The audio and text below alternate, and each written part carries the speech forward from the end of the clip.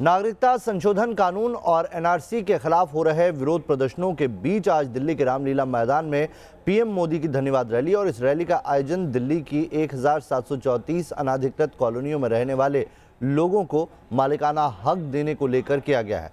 साथ ही ये कहा जा रहा है कि इससे बीजेपी इसके जरिए दिल्ली विधानसभा चुनाव का बिगुल फूकेगी।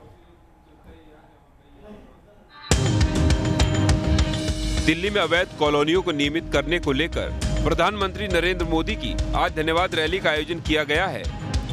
एक अनुमान के मुताबिक बीजेपी की रैली में 80,000 से 1 लाख के करीब लोग जुट सकते हैं, जिसे देखते हुए सुरक्षा के पुख्ता इंतजाम किए गए हैं। आपको बता दें कि रामलीला मैदान पुरानी दिल्ली के दरियागंज से करीब 1 किलोमीटर दूर है, जहां नागरिकता संशोधन कानून के खिलाफ शुक्रवार को प्रदर्शन के दौरान हिंसा हुई थी।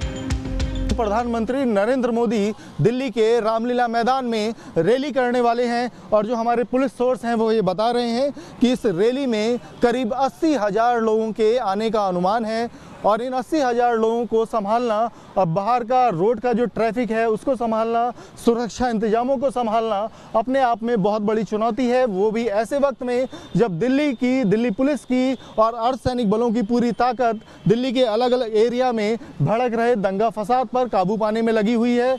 ऐसे में इन 80,000 लोगों को यहाँ तक सेफली लाना और इस पूरे कार्यक्रम का संपन्न कराना पुलिस के लिए एक बड़ी चुनौती है।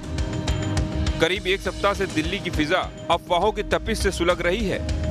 नागरिकता संशोधन कानून और एनआरसी को लेकर कुछ लोग भय और भ्रम फैलाकर दिल्ली में विरोध प्रदर्शन कर रहे हैं। ऐसे में सुरक्षा को लेकर चुनौतियां काफी बड़ी हुई हैं, लिहाजा मल्टी लेयर सिक्योरिटी अरेंजमेंट किया गया है।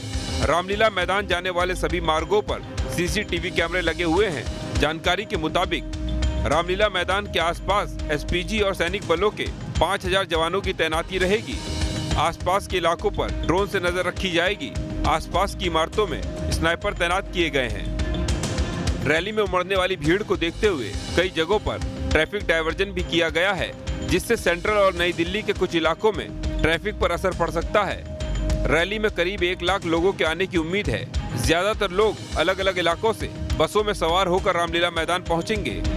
बसों के लिए Mata Sundari road, power house road, velodrome road, Rajghat, Shantivan और समता स्थल की सर्विस लेन में पार्किंग का इंतजाम किया गया है। रामलीला मैदान की रैली में काफी लोग पैदल भी पहुंचेंगे। इसके लिए रामलीला मैदान के आसपास की सड़कों से ट्रैफिक को डाइवर्ट किया जाएगा। Jawaharlal Nehru Marg, Ranjit Singh road, Asaf Ali road, Vivekananda Marg, Kamla market, Delhi gate, ITO, Kotla road, Mata Sundari road, Minto road, DDU मार्ग, बाराखंबा रोड, टॉलस्टॉय मार्ग, पहाड़गंज चौक और छत्ता रेल के आसपास ट्रैफिक प्रभावित हो सकता है। ट्रैफिक पुलिस ने लोगों से अपील की है कि वो रामलीला मैदान के आसपास से गुजरने से बचें।